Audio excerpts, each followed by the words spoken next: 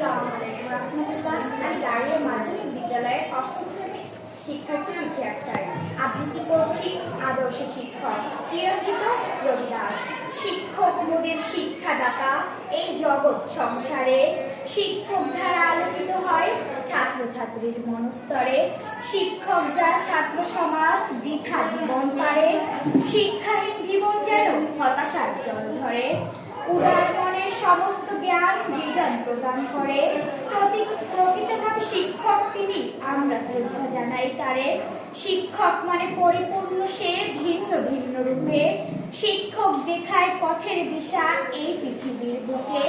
স্নেহ মায়া ভক্তির ছায়া সবই থাকে অন্তরে, দুই চোখে তার সবাই সমান, আমরা শিক্ষক বলি যারে। এই জীবনের গুরুজন সে পিতা মাতার পরে, শিক্ষক দিবস পালন করি মোরা তাদের করুণাময়